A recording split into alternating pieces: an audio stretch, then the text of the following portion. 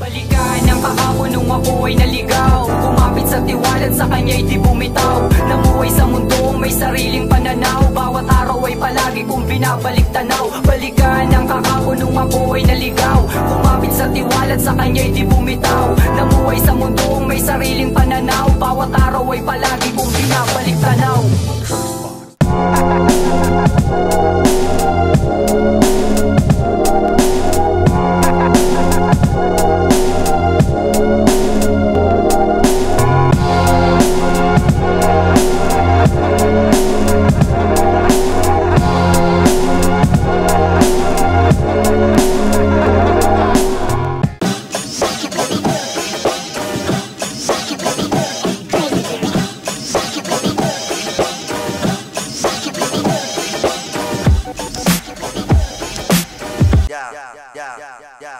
Check.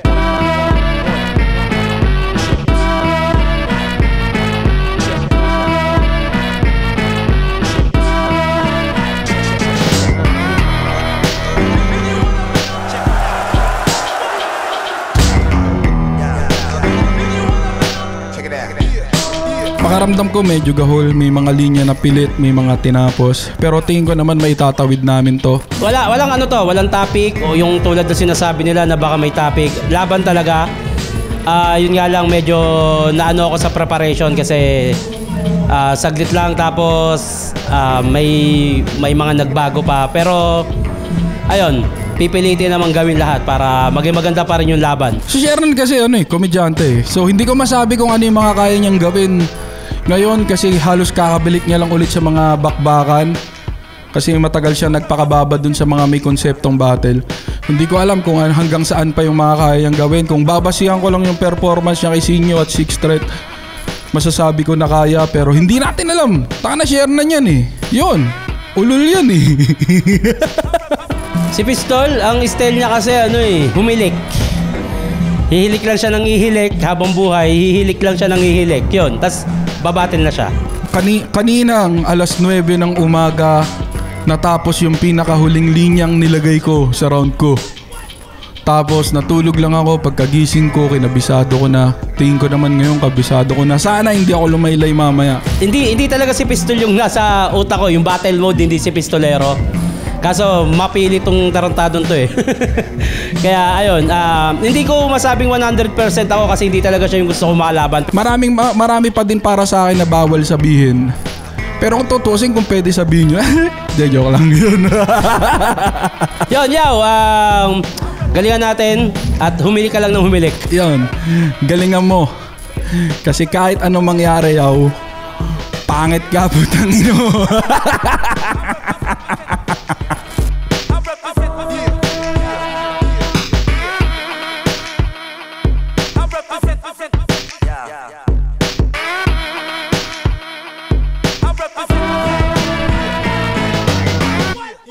Flip Top Out 15, Day 1 dito pa rin, The Tet, Las Piñas City. Pang-anim na laban natin ngayong gabi. Shoutout sa lahat ng mga lumaban kanina pa, lahat na nakasama natin buong araw, mga kasama natin bukas, mga nakasama natin buong taon ng 2024 at mga kasama next year. Flip Top magigay para sa parating nating laban. Shoutout ulit, syempre lahat ng mga represent collab natin, Crown Manila, High Minds, Hype Beat. Shoutouts kay Boss Benji, shoutouts sa Omar. Lahat ng mga nagtinda rin ngayon dito, 7-4 Egocentric, Ulap Unhinged, Rapolo, Killions, RX Panda, shoutout sa lahat ng mga bumiyahe pa mula sa labas pa ng Metro Manila para sa event na to. At sa kanan ko, Tondo, represent para sa inyo, mag-iay tayo lahat para ay Pistolero. That's right, para to sa mga tropang empleyado, negosyante o ano man ang estado, sa kababayang kumakayod sa malayo, tara sabay-sabay nating kampay ang mga base. Pistol here, malaking shoutout sa Hush Music, All Is Well, Saint Silence, Black Manila, nga pala yung 155 Maharlika Rap Challenge, malaking shoutout dyan, tsaka sa Maharlika, malaking shoutout sa Maharlika palagi. Yeah, peace out. Shoutout syempre Black Manila at shoutout sa Linya Linya, shoutouts kay Ali. At sa kaliwa naman, Muntinlupa represent para sa inyo. Mag-iay tayo lahat para ay Shernan. Muli na namang narinig ko ang gantong bagsakan. Kaya pa rin sumabay kahit saan umampaksaan. Pasahan ng enerhiya, bawal dito magdamot. Kung ayaw mong makatikim ng kaltok, galing kay Gatot. Galing pa kong Muntinlupa. Nanalo ng coin toss, Shernan. Piliin mo una. Si Pistolero, tig-2 minuto dapat. Pakinggan natin unang banat, ahon 15 day 1. Pistolero. Sa mga ganyang pakulo, putang ina dyan ako galit. Ang kulit ng costume, 2 yung puwet. Kala mo maangas ka niyan, ungas ka? Hindi pa pumuputok yung pistol, butas-butas na! Tangina, piling mo ang galing mo. Kaya ka lang nagtaong grasa para takpan yung batik mo, bulbul. Everybody say, moo! Moo! Siya si Shernan. Sikat. Ang pagiging veterano, nakatatak na sa kanyang balat. Batikang freestyler ng Muntinlupa, sa sobrang husay mag-on the spot. Huwag muna kayong matawa. Tangina, obvious ba? Intro pa lang, nagmamarka na. Pero may tanong lang ako sa'yo, Mr. Number 2. Sabi ni Sinyo, mukha ka daw baka. Anong masasabi mo? Hindi, joke lang. Alam namin na di ka masyadong tao. Kahit di ka na magsabi. Na-appreciate namin yung mga pilit mong pakikisama sa amin. Nakikifood trip ka kahit hindi mo trip yung nakahain, pinipilit makarami. Tinitiis yung wonton mami kahit cravings mo dayami. Pero pansin niyo ba, buhat nang nagkabitilaygo siya, yung mga post niya punong-puno ng kadramahan, ulul, hindi ganun kalalayan, di ka dadalhin yan sa kamatayan. May paiyak-iyak pang nalalaman para yung mga fans niya siya'y kaawaan. Putang inang baka to, pati sarili ginagatasan. Diba? Kasi sa sobrang focus niya daw, kaya niyang magjakul kahit marami siyang pinagdadaanan. At sa sobrang dami niya namang pinagdadaanan, nakalimutan niya ng punasan. Lumaki siyang galit sa magulang. Sinabi niya yan mula pa pagkabata. Nagsimula yon 5 years old nung nanganak yung aso nilang alaga. May humirit ng batik, binuwat siya ng lasing niyang tatay mula sa kama. Ipamimigay ka na sana, nagsalita ka lang ng papa. Kaya nga kung ano-ano ng pagre-rebelde ginagawa nito dito, di ba? Ultimo yung liga na dadamay na sa kabaduyan mo ng sobra. Matabang nag-costume ng bestida, tas ang pangalan daw Fiona. Fiona, dapat Dalmay. Maganda at mabait. Masunurin tsaka sweet. Panganay sa 101 na magkakapatid. Tanginan to, sobrang itim daw ng pagkatao niya, pinapaputi na siya ng Diyos. Pakyo, dinidesignan ka lang. Assuming ka masyado. Pinapaalala niya lang yung mga atraso sa mga napamunuan mo na kampo. Kaya kung nagtatanong ka kung bakit pinagmukha ka niyang aso para isampal sa pagmumukha mong wala kang karapatang magpakaamo. Asong-aso, ugalit asal, walang pagkakaiba, walang pakialam sa tao sa paligid. Importante lang sa'yo, makakain ka. Bumaho at kumalat man yung bahay, di bali na. Di lang naman siya yung kahiya-hiya, pati yung ibang nakatira, nandyan sila, laging handang ligpitin yung mga tinainyaki ng ina.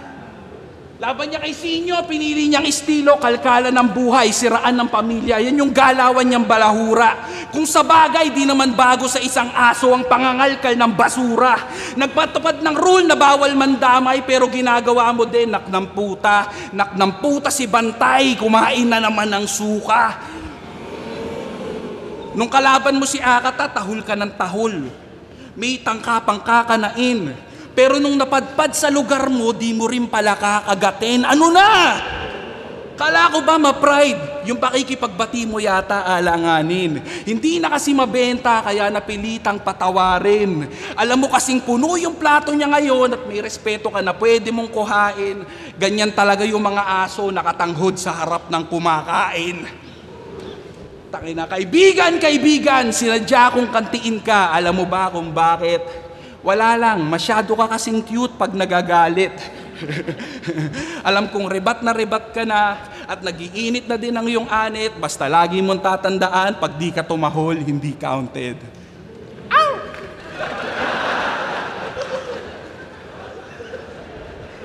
Ang inan to, sinasabihan akong aso. Naiinggit ka ba, brother? O sige, mamaya, hati tayo sa diaper. Ano naman kung nakipag-ayos ako kay Akata? Nagmamatured na kasi ako. Content lang yun para kumita ako. Tanga. Kaumiling! Ang inan to. Nakikita mo ba itsura mo sa itsura ko? Anong klase kang tao? Sira na nga buhay ko, sinisiraan mo pa ako? Fuck you. Alam mo kung bakit pinag-rematch tayo ni Enigma? Kasi gusto niya tayo pag-awayin. Ikaw naman, game agad. Suntukan na lang kaya, wag na tayo mag-battle. Alam ko, lahat kayo, naghihintay ng chismis sa laban na to, mga gago. Simulan nyo nang magtakip ng ilong dahil ngayong gabi may sisingaw na baho. Lahat ng kasama kong mag-show sa Taiwan noong 2018, kumantot.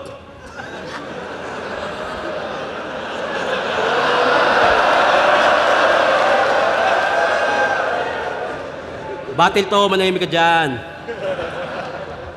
Pero kay Lip Cram, kasi kasama si Camille. Todo iwas pa tong si Gago, pero siya mismo ang nagplano paano kung di mahuhuli ni Camille. Trip niya yung kababayan natin doon. Kaso ayaw sa kanya, pero pinilit ni Buddy. Walang nagawa yung OFW ng tutukan ng pistol parang eksena sa Saudi. Before pandemic, nag-outing ang 3GS. Nag-basketball kami. Tang-inan to, piling Lebron. Pagtira ni Kairam, biglang nag-box out, oh. Hinarangan yung lechon.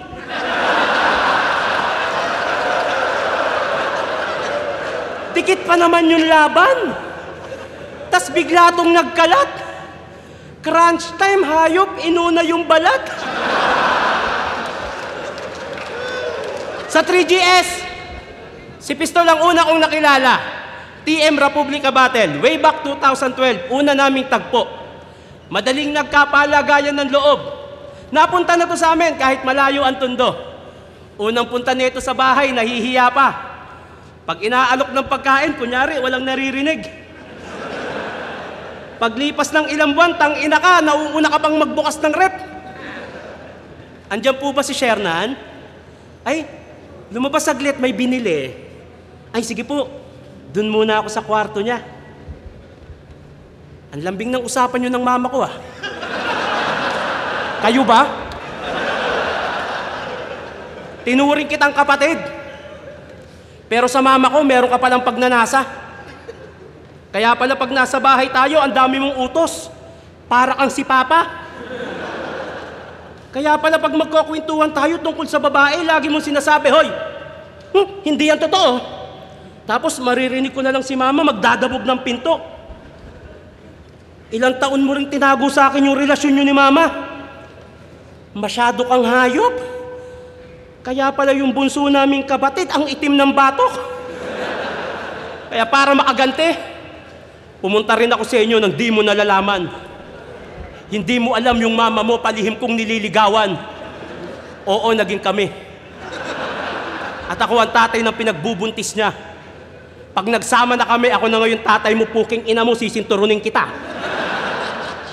Bawal ka nang pumunta ng Muntinlupa para makipagkita kay mama. Subukan mo kung suwayin, be-baseball bating kita sa baga. Pero break na sila ni mama. Break na rin kami ng mama mo.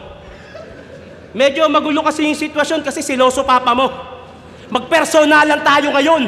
Yung papa mo pilay. Yung papa ko patay na. At hindi yung dahilan para magkaayos si Bongbong at Sara. Ngayong gabi, sinusumpa ko. Wala tong halong bola. Sino mang mag-react sa rounds ni Pistolero, mamamatayan ng lola. Pati lolo. Sinusumpa ko yan. Nagdidilang anghel pa naman ako. Ngayong gabi, malalaman natin kung gaano kayo kabuti na apo sa inyo.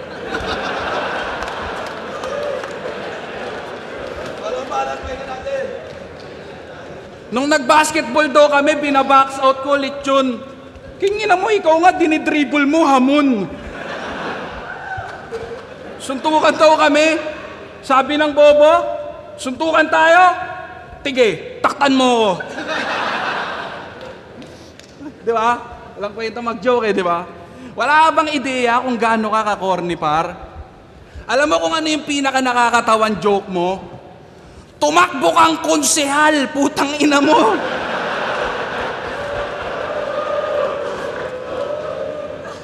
Ang tagal ko naging tropa nito, pare. Ultimo kapamilya niya, walang alam na magpapile siya ng candidacy para sa posisyon makiagaw. Basta isang umaga, umalis na lang daw siya para sa Comelec dumalaw. Hindi mo alam kung impulsive o sadyang yung pag-iisip niya mababaw. Basta gumising na lang siya isang araw, parang gusto niya na magnakaw. Inan to, ang alam lang namin, nagpapagawa siya ng bahay. Wala siyang binitawang ibang salita. Pukin ang ina mo, kinapos ka lang ng bakal, magkokonsihal ka bigla. Di halata ang puta. Sinamahan pa namin yan, mga kampanya. Umikot-ikot kami sa streets. Kaso halos lumubog ako sa kinatatayuan ko nung marinig ko na yung speech. Mga kadistrito ko, tandaan nyo, kaligtasan nyo lang ang aking hangarin. Kaya bilang unang proyekto, ipapaayos ko agad yung bahay namin. Papalagyan ko ng magandang pintura para may makita kayong magandang tanawin. Magdadagdag ako ng 2 palapag para mabilis kong makita ang katiwalian sa lugar natin. Magtulungan tayo, Muntinlupa, sabay-sabay nyo ako pagyamanin. Inang-inan to. Magtulungan tayo, Muntinlupa, sabay-sabay nyo ako pagyamanin. Sulat ko. Teka lang. Ayun. Ano na? Tanginan to kung yabangan niya kami ng mga million views sa mga accounts niyang verified. Tapos sa sariling lugar mo, boto mo 7.5. Tangina yung konsihal na nakapasok, yung pinakahuli, 97,500. Ganong kadikit yung laban. Isipin mo yun, o, konsihal ka na, kinapos ka lang ng 90,000. Ano na, Mr. Most Viewed? Mukhang yung realidad, tinapik ka ng gusto. Ang sakit, no, yung mga likers mo, hindi ka pala gusto. Yung anak na Muntinlupa, tanging nauwi ay luha, yung ambisyon naging abo. Huli na nung napagtanto na yung mga tao sa bilibid, pare, di bilib sa'yo. Ulul!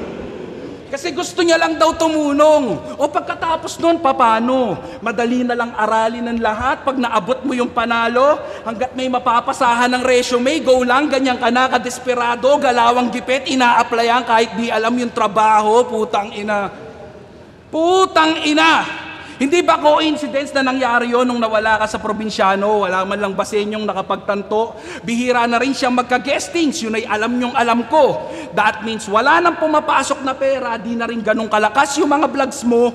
Wala ka ng movement, ang tanging option mo na lang ay tumakbo bulbul. Diba? Pukin ang ina mo, pulunga, di mo ma-manage ng maayos, magkukonsihal ka pa. Bawal daw manlamay sa liga niya. Bawal mo mandamay sa liga niya. Kaya nung may MCing nagsuot ng offensive na damit sa kalagitnaan ng battle, pinagubad niya at pinagbawalan. Ang tanging pinagtataka ko lamang, bakit hindi dinilit yung footage nung inilabas yung laban? That means pinahiya mo yung MC mo para lang ipakitang di mo tinotolerate yung ganyang galawan. Para sa ikakabango ng sarili mong pangalan, yung mga pinatuloy mo sa tahanan, sila din yung tinanggalan mo ng kalayaan. Diba? Tangina respeto yung pinaglalaban. Alin doon? Yung sa kalagitnaan ng battle, bigla kang magsasalita, magpapatawa, mande-distract, walang pakialam sa pinaghirapan ng iba. Hindi ka ba nagtataka kung bakit malapit nang lumipat sa kabila? Di na yun nakakabigla. Kasi yung taong dapat lumilikod sa kanila, gusto palagi nakagitna. Tangina, pulo FRBL Motos. Ilan lang yan sa mga puno na pinagkuwanan niya ng mga bungang pwedeng maluklok. At nung pinanik niya na yung puno mo, ilan lang yung napitas niya doon mula sa tuktok. Dahil hindi sa kadahilanang mas marami ang bubot, kundi mas maraming nabulok dahil karamihan sa mga bunga mo masama na yung loob.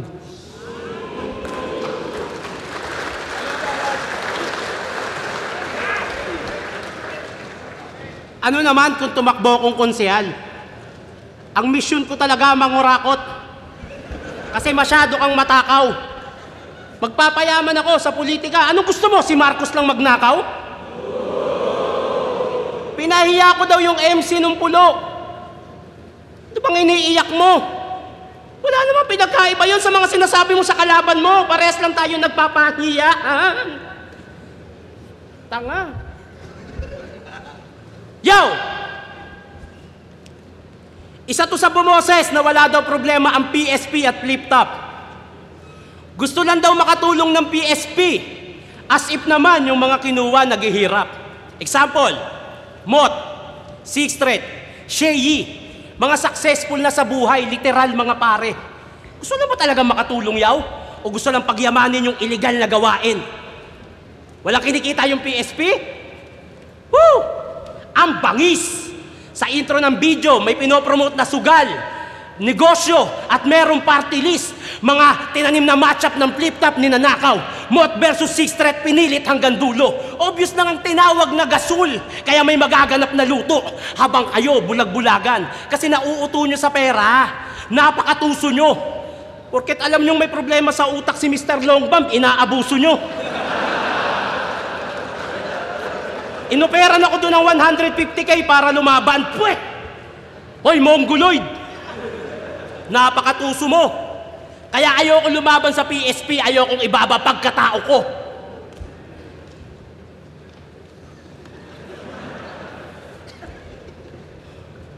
Pero congrats siya, kinuha ka sa Batang Quiapo. Ang galing mo maging background, proud ako sa'yo. Ang ganda ng batuan ng mga linya, puta, ang galing mong tumayo. Alam mo, paborito kong eksena mo doon? Yung namatay ka, tapos pinauwi ka agad. Paano ba naman kasi pag sa taping, laging late, sa trabaho, tamad?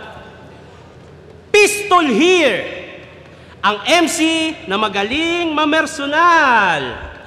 Masakit magsalita. Ang tanong, paano niya nga ba yun ginagawa? November 2022, nag-swimming kami sa resort ng bayaw niya sa Pansol at may di magandang nangyari. Yung pinsan niyang babae, ninakawan ng cellphone yung kasama ko at para hindi na lumala, sinoli na lang at humingi ng sorry. Sumunod na buwan, December 2022, Ahon 13, sinabihan niya si Luxurian na nagnakaw ng cellphone nung nasa resort kami ng Batangas. Alam naming lahat na wala talagang ganung nangyari, pero convincing dahil nga pistol here. Ganyan ang kanyang karakas. Siyempre, iiling yan. Para magmukha akong sinungaling. Alam niya kasi na totoo ang inside story pag sa kaibigan ng galing. Yung bayaw niya, yung may-ari ng resort, tisoy, mayabang, madalas hindi niya kasundo. Nung laban nila Nogorio, sinabihan niyang rapper na may skincare at gangster na konyo. Sa mga di nakakaalam, si Goryong Talas, hindi taga-subdivision. Hindi rin gangster. Nagkataon lang talaga kaya yung inis niya sa bayaw niya, ginamit niya sa kabatel. Mga nangyayari sa buhay niya, ina-apply sa battle sabay real talk. Ganyan siya katuso. Yung disappointment sa sarili, ina-apply sa battle para mailabas niya yung negative sa kanyang puso. Dekada na tayo magkaibigan niyaw. Kilalang kilala mo ko. Kilalang kilala kita. Ayoko sanang tanggapin tong laban na to dahil sa mga ilalabas ko, alam kong masasaktan ka. Siyempre, iiling ka. Magsasalita ka ng ganyan. Alam mo, sinasabi ko yung totoo. Huwag ka magpahalata, tangina mo. Ayoko dapat tanggapin tong laban na to. Dahil marami pa tayong problema sa grupo. Hindi natin na pag-uusapan lahat kasi may kanya-kanya tayong trabaho. Nag-aaway na tayo sa chat kasi ayoko talaga ng laban na to. Pero grabe ang ego mo. Imbis pag-usapan ng personal, mas pinili mong ilabas sa battle para masabing ang galing ng estilo mo. In-upgrade mo lang yung ginawa ko kay Fonger, Rapido at Balakid. Alam mo sa sarili mo na yung estilo mo galing mismo sa akin. Ang problema lang, personal experience mo, ina-apply mo sa enkwentro. Hindi ka masakit magsalita, bayaw. Magaling ka lang mag-imbento.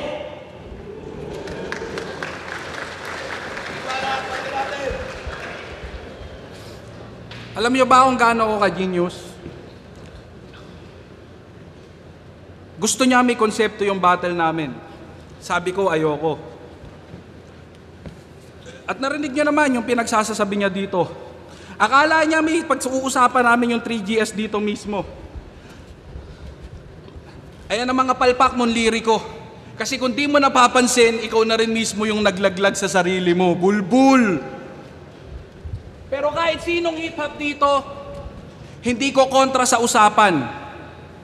Na walang tatalo kay Tito Shernan pagdating sa pormahan. Putang ina. Ikaw ang A$AP Rocky ng Pinas. Yung mga chick na papa, what's up? Mapa-varsity jacket man o hoodie, bagay sa tulad niya na heartthrob. Local clothing o imported o kahit simple lang na tank top, walang hindi kayang bagayan yung sapatos niyang SpongeBob. Tangina, bikini bottom swag eh. Fanboy din yan ni Steph Curry. At isa lang ang aking tinitiyak. Lagi niyang dala yung color ng team saan man siya mapalipad. Yellow shirt, Warrior shorts, blue at yellows, dinasak. Pero ang pinaka-highlight nun, yung masikip na Birkenstock. Tanginan to, Warriors yung pormahan, yung tsinelas pang Spartan. Kinengkoy ka ng buong hip-hop sa pagiging baduy ka nakilala. Yung titong nambubugbog ng basher, biglang nawala yung pagkagangsta. Kasi yung mga troll, hindi niya kaya. Tong si Tito, nagdemanda. Yung bully nung binuli, nawala yung pagka-alpa. Ano na? Tangina, nagdemanda ka rin ng battle rapper nang madamay ka sa ibang liga. Masyado na yatang nagiging maarte tong tropa naming artista. Dati sumasagot lang sa battle pag nadadawit siya sa linya. Ngayon pag Tito nyo tinira, pinangriribat sa pina. Tangina, sa kada eksenang siya'y kadamay, naka-ready na yung evidence. Sensitibo o may motibo sa likod ng drama mo at sentiments. Magdedemanda, aareglo, easy money tol, intelligent. Pag isquating ang nagreklamo, matik habol niyan ay settlement. Ano na? Ano na? Nasa na yung mayaman? Hirap ka na bang gampanan? Hinahabol mo na yung kita sa kahit anong paraan? Dumadalang na ba yung entabladong pwedeng mapagtanghalan? Kaya naghahanap na lang ng ibang masasampahan. Ganun ba yun? Diba? Kasi eto yung MC nangihikayat ng mga bago dito na daanan yung tinahak niyang bagtas. Eto yung MC nangihikayat dito na gayahin yung tinahak niyang bagtas. Habulin yung liwanag at mabuhay ng paspas. Pero bumalik kang may bakas ng mapang sa katawan mo lumabas na siya ding nagpapatunay na naligaw ka na sa tinahak mong landas. Hindi ba? Dumudumi na yung mga palad, yan yung patunay na paggapang. Nanunumbat na nung ambag nung hindi na natatagayan. Nagtiniis niya daw mag-costume para sa flip-top. Yan ang minsan niyang niyabang. Ulul, wag mo kaming sumbatan sa bagay na ikaw lang ang nakinabang. Ang ina nito. Bait-baitan, bigla, para yung pang-hate sa kanya tuluyan ng magkatuldok. Focus na daw sa healthy lifestyle at sa workout nagpakasubsob. Pansin nyo bang pumayat pero di lumiliit yung stomach ni Bugok? Mahirap na yan tunawin, masyado ka ng maraming nilunok.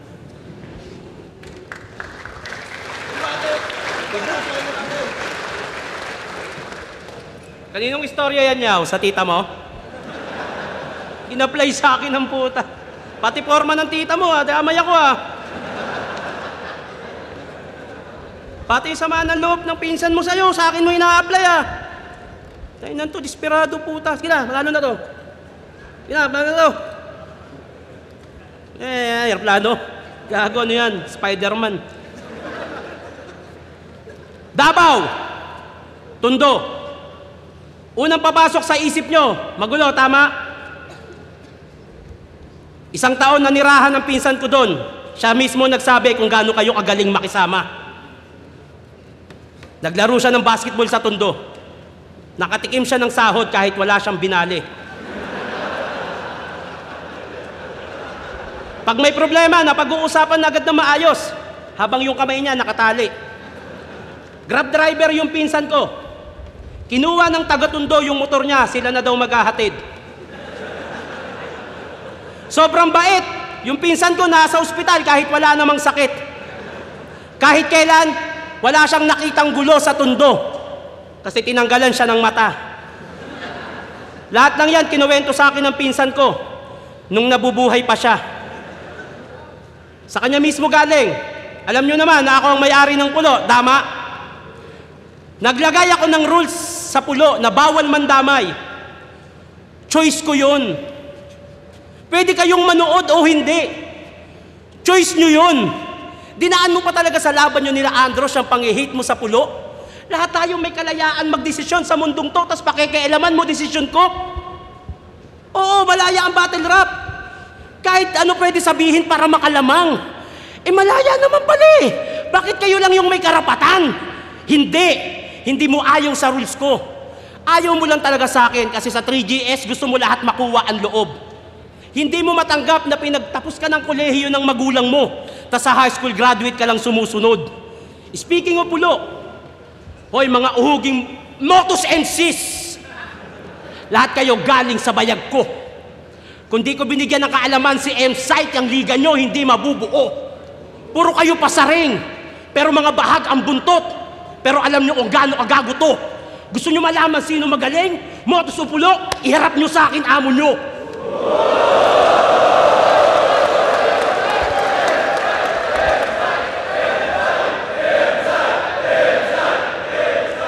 Kumbinsihin nyo ha. Huwag nyo hayaang ipahiya niya kayo. Oh, sarap. Malaya ko siyang nasabiyaw. Kasi nasa malayang bansa tayo. Pwede ako maglagay ng rule sa liga ko. Gaya ng hindi kita mapilit sa pagkaing ayaw mo. Ayaw mo sa kare-kare. Gusto mo sa adobo. Pero parehas lang naman pagkain ng lahat. Na-open ba yung nagluto? Hindi. Kasi karapatan mo yan. Nung sinota mo yung...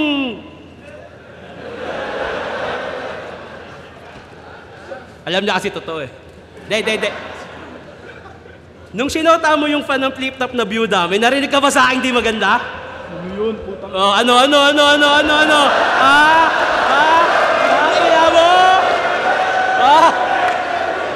Huwag kayo iyak dyan, batil kahit ano pwede sabihin. Nasa reaction mo na yung katotohanan. Di ba? May narinig ka ba sa akin di maganda? At kung itatanong nyo kung ano itsura nung byuda, di maganda. Sasabihin mo, anong kinalaman nung naging babae mo sa battle rap? Wala! Pero parehas tayong may kalayaan pumili. Hindi porket ayaw mo sa gusto ko, tama ka na. Hindi kami sa'yo nakadepende. Oh, inisnitch ko yung naging babae mo. Masama na ba ako, yaw? Masama na ba ako, yaw? Maniwala. Kamusta naman yung ginawa mo kay Poison? Nilabas mo sa mga tao yung problemang sa'yo, pinagkatiwala. Pagkaharap, sobrang bait. Sa battle, nagiging hangal. Sa gitna ng happy-happy, biglang maghahanap ng angle na makakalkal. Yung tipong party-party na lahat, siya pa rin naghahanap ng bar. Hindi mo pwedeng sabihin gutom ka lang sa battle, walang yaka. Di ka pwedeng ng tulad sa aso dahil yung tulad mo mas malala pa. Dahil yung aso, pag pinakitaan mo na maganda, makaramdam man yan ng gutom, marunong pa rin niyang makisama. Ikaw, ungkatan ng buhay, siraan ng pamilya, tropahan pinagpapalit para sa standing mo sa liga. Di ka pa rin graduate sa ganyan? Pati tropa tinatalo? Dapat sa'yo pinuputulan ng baa, ang pangit ng standing mo! Ano? Yan yung mismong sinabi mo kay Husky, naaalala mo pa ba? Tigilan mo yung pangangaral sa iba kung ikaw mismo gumagawa. Wala akong dinamay na pamilya. Problema ng 3GS, tinupad ko, hiling mo sa akin. Kung may gusto kong kausapin tungkol sa problema ng 3GS, hindi ikaw ang gusto kong kausapin! Dito ka! Huwag kang tumawa, totoo yung byuda.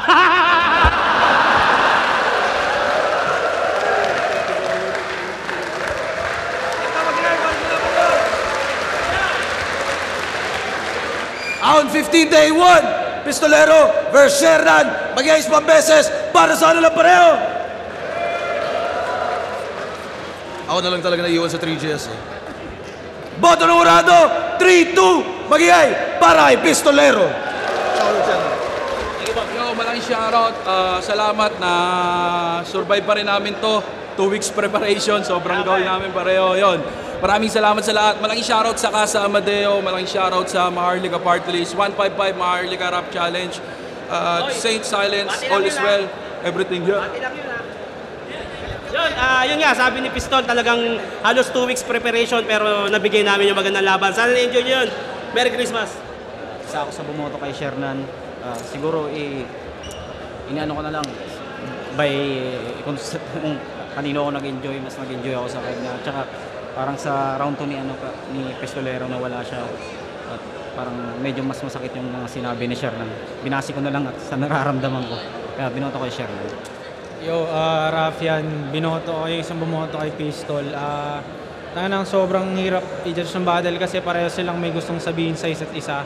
Pero parang mas nagustuhan ko lang yung punto ni Pistol kung paano niya atakihin si Shernan. Kasi kay Shernan parang more on jokes niya ginagawa. Pero kay Pistol kasi parang straight to the heart eh. Kumbaga parang kakausapin kanya mismo. Parang kapatid sa kapatid na minsan din na natin maintindihan kasi sila may pinagdaanan. Pero kung paano in-apply ni Pistol yon na umapekto pa rin sa tao, sa battle, yun yung mas nagustuhan ko kay Pistol. Pero shoutout kay Shernan, pero binoto ko Pistol. Yeah. Yo, binoto ko si Shernan. Binoto ko siya sa round 1. Mas entertaining, mas pangwasakan. Round 2, binoto ko si Pistol. Mas maganda yung ano niya doon. Yung piyesa niya doon. Tapos round 3, akala ko kay Pistol pa rin. Pero para sa akin, nakabawi si Shernan. Entertainment, jokes, mga real talks. Tapos, mas effective para siya sa akin kasi parang napapansin ko parang naapektuhan si Pistol. Parang medyo na ano siya. Binoto ko, Shernan. Yo, actually, sobrang dikit yung laban na to. Si Shernan, mas dinaan niya sa creativity at wit. Habang si Pistolero naman, yung punches na talagang masakit. So, para sa akin, dahil yon, battle rap pa rin to, pinili ko pa rin yung may masakit na linya. Para sa akin si Pistolero yun. So, round 1, Shernan, round 2 at 3, para sa akin, malinaw, Pistolero. Pero yon, solid na laban. Yun, dikit yung laban, grabe yun. Hindi ko expected na mahabol ni Shernan yung momentum sa dulo. So parang yun, round 1 para sa akin kay Pistol yun. Tapos yung round 2, nakuha ni Shernan yun. Pero para sa tabla lang kasi medyo na split ups lang si Pistol. Round 3, mati kay Shernan. So parang kinumpara ko yung pinakamahina nilang rounds. So nangibabaw yung kay Pistol na yung pagiging mas malakas yung mahina niyang round versus sa mahina round ni Shernan sa round 1. So yun, Pistol.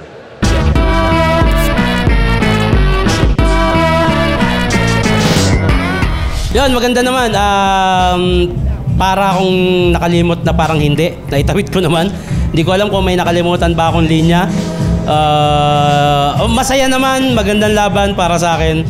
Goods na goods ako. Before pandemic, nag-outing ang 3GS. Nag-basketball kami. Ang inan to, piling Lebron. Pagtira ni Kairam, biglang nag-box out oh. Hinarangan yung lechon. Yun, nanalo pero medyo disappointed ako kasi yung round 3 ko, feeling ko mas maganda yung na-deliver ko ng sobrang ganda. Siguro nagsimula siya dun sa failed na rebuttal. Tsaka kagaya nga ng sinabi ko kanina, medyo ina-expect ko din na may chance na magkalat ako kasi 2 weeks preparation nga kami. Tas ulul pa yan si Shernan. Gago yan eh. Sino yung byuda? Putang ina nun. Bawal daw manlamay sa liga niya. Bawal daw mandamay sa liga niya. Kaya nung may MCing nagsuot ng offensive na damit sa kalagitnaan ng battle, pinagubad niya at pinagbawalan. Ang tanging pinagtataka ko lamang, bakit hindi dinilit yung footage nung inilabas yung laban? That means pinahiya mo yung MC mo para lang ipakitang di mo tinotolerate yung ganyang galawan. Para sa ikakabango ng sarili mong pangalan, yung mga pinatuloy mo sa tahanan, sila din yung tinanggalan mo ng kalayaan.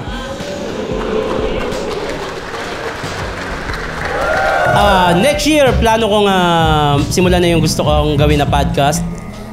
Konting gamit na lang, matutuloy na yan. And meron akong, kasama ako sa ginagawang movie ng GMA Films. Hindi ko pa pwede sabihin yata yung title, pero kasama ako doon sa isang movie nila na ipapalabas next year.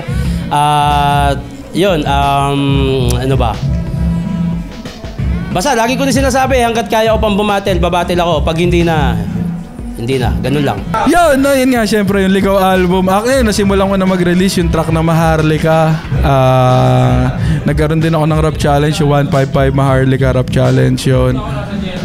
So wala naman ng yun lang. Siguro Pagkatapos nito, bala ko magpahinga. Gusto ko magpahinga ng at least siguro kalahating taon. Di muna ako babattle. Kung kaya, mas better na magpahinga muna para mahanap din muna ulit yung sarili sa battle. Yun. Sa patuloy na sumusuporta, maraming salamat sa inyo.